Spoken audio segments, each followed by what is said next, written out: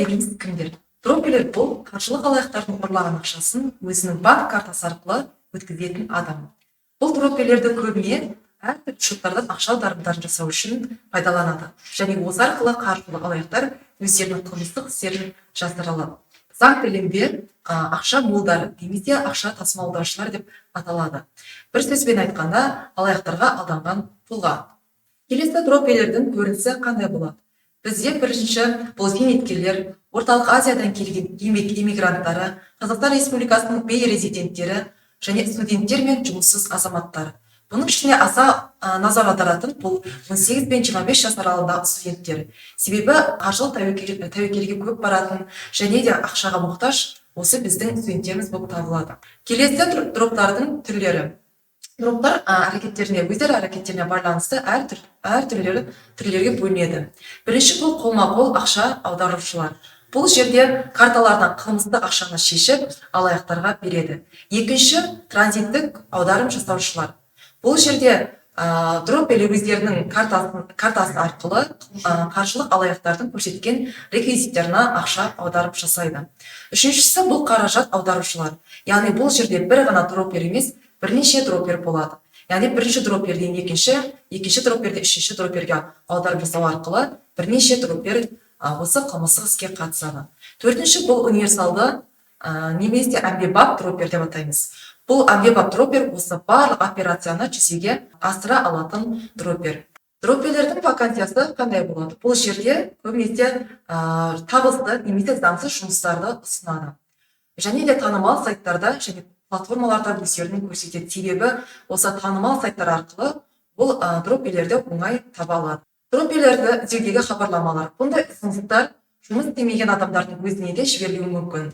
Және де алаяқтар әлеуметтік желілерде, электрондық почтаға және мессенджерлерге жеке хабарламалар жібереді. Және де бұл жерде ең маңызды тұсы бұл сіздерге аз уақыт қана жұмыс жасап, өте үлкен бір табысты ұсынуы мүмкін. Және де сіз өздеріңіздің ыңғайларыңызға қарай кесте ұсынады. Келесі дроптың вакансиясын басқа вакансиялардан қалай анықтаймыз? Біріншісі бұл банк карталарын ашуды талап етеді. Екіншіден сіздің жеке деректеріңізді жалған жұмыс орындарына тіркеу үшін қолданады. Үшіншіден крипто биржаларында, мобильді банкингте немесе төлем жүйелерінде шоттар ашуды ұсынады. Және сіздің атыңызға бірнеше сим карталарда тіркейді. Жұмыс беруші ақшалы немесе криптовалютамен операция жасауды ұсынады. Жұмысшыға нақты талаптар қойылмайды.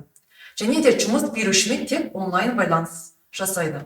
Дроптың вакансиясын қалай анықтаймыз? Бұл жерде жаңа көрсетіп өткенімізде бұл мысал ретінде, яғни сіздің кәсіби талап қойылмайды, және де аз ғана жұмыс жасап, өте үлкен табысты уәде етеді. Және де қылмыспен жаза, яғни бұл жерде алаяқтыққа қатысқан үшін тартылған қылмыстық жауапкершілік Қылмыстық кодекстің 190 бабы мен 28 бабында көрсетілгенде 10 жылға дейін бас бостандығынан айырылуы мүмкін. Және де азаматтық сот ісін жүргізуде негізсіз баю ретінде заңсыз жолмен алынған ақшаның толық сомасын қайтару міндеттеледі.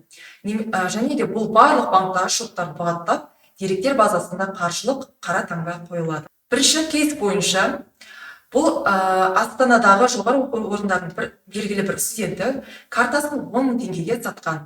Және де сол карта арқылы алаяқтар 150 миллион теңгеден аса студенттің картасы арқылы аударымдар жасаған. Қазіргі уақытта бұл студенттің үстінен қылмыстық іс қозғалуда. Келесі кейс бойынша Алматыдағы студент виртуалды түрде онан астам шот ашып, оның әр қайсысын 5 мың теңгеден сатқан. Және де оның шоттары арқылы есірткі саудасынан 125 миллион теңге көлемінде операциялар жүргізілген. Бұл студент тек өзінің ғана емес, жақын таныстарының, достарының атынан да шот ашу арқылы қылмыстық операцияларға қатысқан. Сол себепті де бұл қазір студенттің үстінен өзінің де және отбасында қылмыстық іс қозғалуда. Келесі кейс бойынша Ұлытаудағы колледж оқушысы Telegram желісінде онлайн жұмыс табады. Және оның міндетіне мобильді банкингтерді басқару және фиат ақшасын криптовалютаға аудару кіреді. Ол іс-әрекеттерді Telegram желісінде куратордың нұсқауымен жасап отырған. Және осындай схема бойынша бұл студент 250 миллион теңгені криптовалютаға ауыстырған. Ол өзінің қазір тмд елдеріндегі ірі наркошоттың бас есепшісі екенін тіпті сезіктенбеді. Қазіргі уақытта бұның үстінен қылмыстық схемаға қатысы бар ма жоқ па анықталуда. Келесі 4-ші кейс бойынша Астанадағы студент криптобиржада өзінің есептік жазбаларын 20 мың теңгеден сатып отырған және оның шоттары арқылы алаяқтар 350 миллион теңгені заңдастырған. Қазіргі уақытта бұл студенттің үстінде қылмысқа қатысы деп танылуда.